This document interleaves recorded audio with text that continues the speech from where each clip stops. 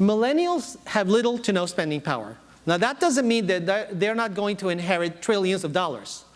But what I can tell you today is millennials coming out of college, first of all, they have $1.4 trillion, speaking of trillions, of college debt.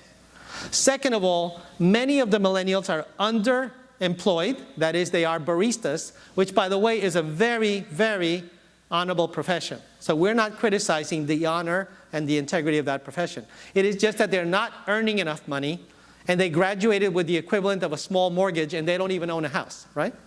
That is the reality today. Millennials will inherit a tremendous amount of money, but not all of them, let's be real. So how do we take care of those millennials? I think that's a question our industry needs to answer.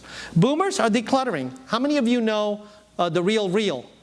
It's a company called The Real Real, and a lot of older, wealthy women, and I know many of them on Park Avenue in New York, are selling their goods so that younger women can buy them because they're decluttering a bit. Less jewelry, less watches. Clearly, the watch industry is in deep trouble right now. Okay, and it's not only the Swiss franc, right? It's a lot of reasons. There is a shift away, and I think that favors your industry for the future, from goods, possessions, having a lot of stuff, to great experiences. And one of the examples is that I see a lot of my friends who are not so wealthy, but they're chartering yachts, right? They're spending money because they want to take the whole family on a great trip in the Med or somewhere else. So I see that. I don't know if you see that, but I see at least a lot more people telling me that they rented a yacht. I'm like, really? Okay, awesome. So they got the money together, they pooled it together, whether it's couples or families. And so I think that bodes well. So experiences, depending on how you deliver them, now and in the future, will be part of what gives your industry a tremendous amount of growth. How many are you finding that your clients are coming in far more educated than ever before?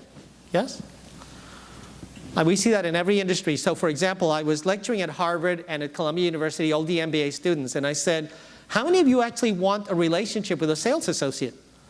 And they said, I'd love to have one. These are all millennials, usually rich kids, because only rich kids go to Harvard and Yale, let's be honest, okay?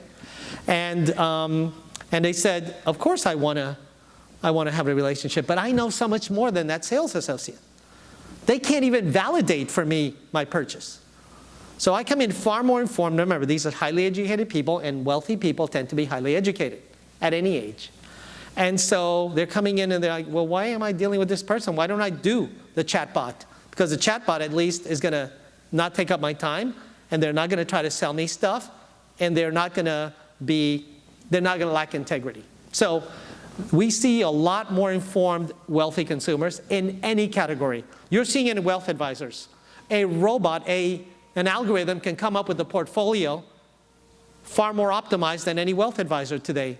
So what is the role of the wealth advisor? I think we're asking ourselves that in every profession, and it's being hyper-stimulated by the fact that clients are so much more informed today, especially the wealthy, in every category of luxury, goods or services, than ever before.